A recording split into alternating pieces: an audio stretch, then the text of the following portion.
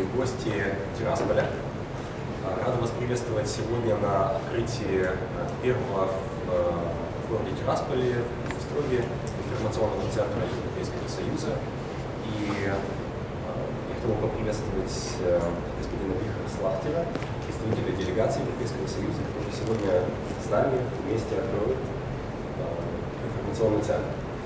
И я дам слово Вихру Слахтеру, который расскажет о том, что такое информационный центр Европейского Союза, чем он занимается, как работает, и потом мы перейдем к обсуждению перспектив развития в нашем регионе данного центра. Спасибо большое. Сначала я представляю меня зовут Вихр Слахтер. Я начальник политического и экономического отдела делегации Евросоюза в Кишиневе. И сегодня мне это не первый раз в Тирасполе. Я был здесь уже много раз. Каждый раз это мне очень приятно быть здесь, в Тирасполе. Я рад находиться здесь, на открытии информационного центра Евросоюза в Тирасполе. Благодаря информационному центру граждане в Приднестровье могут узнать об Европейском Союзе из первых рук. Для граждан в Приднестровье важно иметь понимание об Евросоюзе. Вы являетесь соседями Евросоюза. Граница с Евросоюзом находится всего в часе езды отсюда.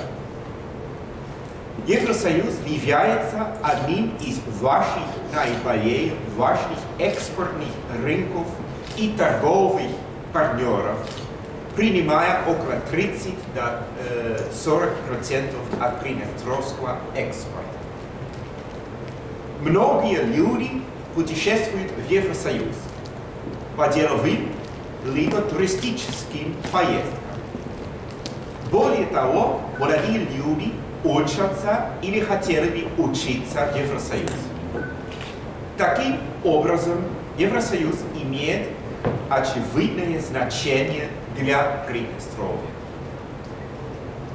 Однако Евросоюз может иметь и больше значения для Приднестровья. Вам, несомненно, известно, что Молдова заключила на недавнем саммите в Вильнюсе несколько важных соглашений с Евросоюзом. Соглашение об ассоциации и DCFTA, углубленной и всеобъемлющей зоне свободной торговли. Это означает, что Молдова станет близким партнером Евросоюза, полностью интегрированным в рынок Евросоюза. Возможно, уже в течение следующего года безвизовый режим также будет возможен для граждан Молдовы, путешествующих в Евросоюз. Эти соглашения имеют важные последствия для Приднестровья.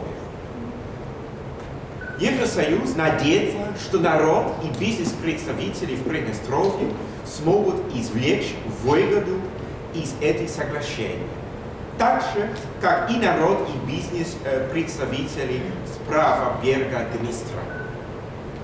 Евросоюзу хотелось бы видеть стабильность, устойчивое развитие и экономическое процветание на обоих берегах реки, а также более тесные отношения с Евросоюзом как важный инструмент в достижении этого. Тем не менее, из-за политического разделения, о котором вы все слишком хорошо знаете, будет очень сложно этого достигнуть. Активное привлечение гражданского общества, молодых людей, бизнес-представителей и заинтересование граждан будет необходимым для их осуществления. Я не говорю о далеко идущих политических соглашениях насчет статуса Приднестровья. Я говорю о конкретных, непосредственных выгодах, которые могут принести Приднестровью более тесные отношения Евросоюза с Молдовой, таких как расширение торговли и инвестиций, безвизовых поездок, учебы в Евросоюзе, научного сотрудничества и так далее. Однако, для того, чтобы эти выгоды были осуществлены, будет необходимым расширение сотрудничества со стороны Молдовы. Изоляция дается слишком дорогой ценой. Позвольте мне поговорить подробнее о DCFTA. Если Приднестровье будет входить в зону свободной торговли, тогда больше, чем в настоящее время, количество товаров и услуг могут быть экспортированы в Евросоюз. Если же Приднестровье останется за пределами зоны свободной торговли, то импортные пошлины будут введены в отношении товаров, поступающих из Приднестровья, а также на товары, которые в настоящее время экспортируются без пошлин. Так как ATP-режим применимый к товарам, экспортируемым из Приднестровья, истечет к концу 2015 года. Он должен быть заменен DCFTA. В противном случае экспорт в страны Евросоюза значительно пострадает.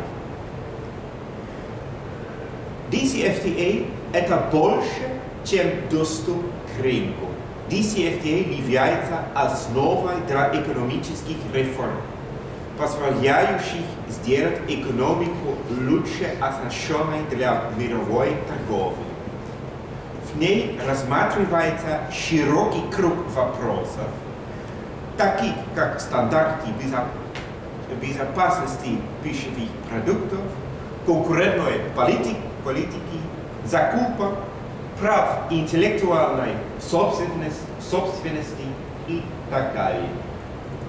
Если она будет применена в Приднестровье, это принесет, среди прочего, расширение торговли и инвестиций, больше рабочих мест, больше выбора для потребителей, больше конкуренции и больше возможностей для малого и среднего бизнеса и мелких предпринимателей. Согласно независимым исследованиям, ВВП Приднестровья увеличится на 4% при присоединении к зоне свободной торговли, или же сократится на 5%, если Приднестровье останется вне зоны свободной торговли. Итак, налицо разница в 9%. И позвольте мне подчеркнуть, что не существует никакого противоречия с более лучшими торговыми отношениями с Россией. Зона свободной торговли с Евросоюзом не препятствует торговле с Россией. Итак, Приднестровье стоит перед важным выбором – присоединиться или же оставаться в стороне. Это повлияет на будущее Приднестровья.